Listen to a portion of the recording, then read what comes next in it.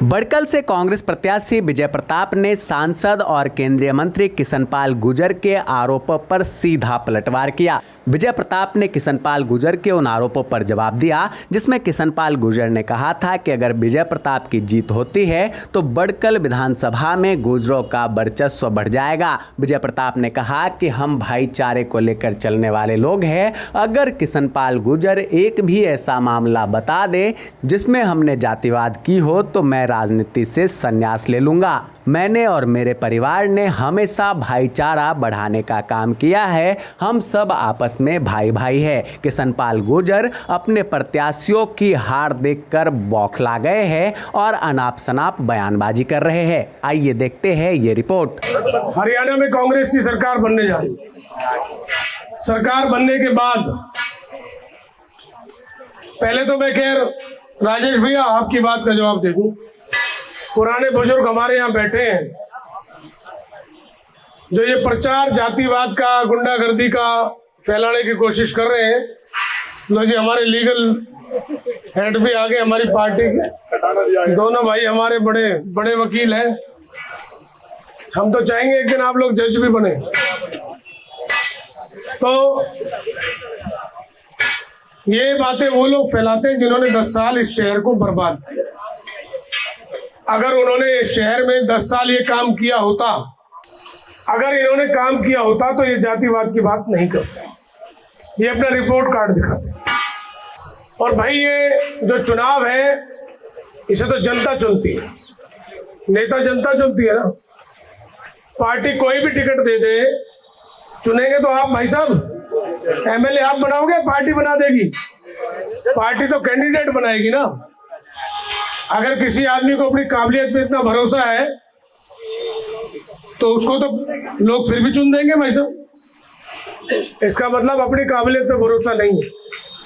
अब उसको जहर बोना है। जहर वो क्यों बोना है कि हमारे कैंडिडेट का ये कार्य क्षेत्र ही नहीं है। भाई बीजेपी का जो कैंडिडेट है उसका कार्य क्षेत्र है ये कर्म क्षेत्र।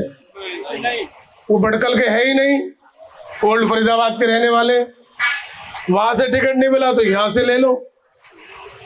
ये कोई लॉटरी की टिकट है भाई, वहां नहीं मिलेगी तो यहां दे दो। भाई जहां से आप राजनीति करते हैं वहां लो। यहां आ गए, आपको ना तो इस एरिया की समस्याओं का पता, ना यहाँ लोगों की भूगोल का पता, ना लोगों के स्वभाव का पता। समस्या क्या है, उसका निदान क्या है वो पता नहीं। आपको तो इतना भी ज्ञान नहीं है। 10 साल से तो आपकी सरकार है। अगर काम नहीं हुए तो इसका मतलब फेलियर आपका ही तो है। अब आप कह रहे हो मैं तो अब आया हूं। अब 10 साल पहले आपकी पार्टी को मौका दें, आपके बड़े नेताओं को मौका दें।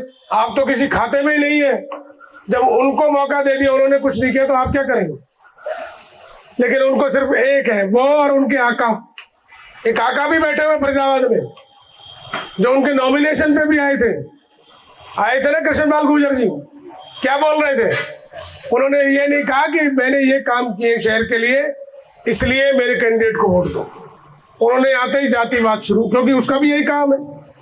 उन्होंने भी अपने इलाके में काम नहीं किया।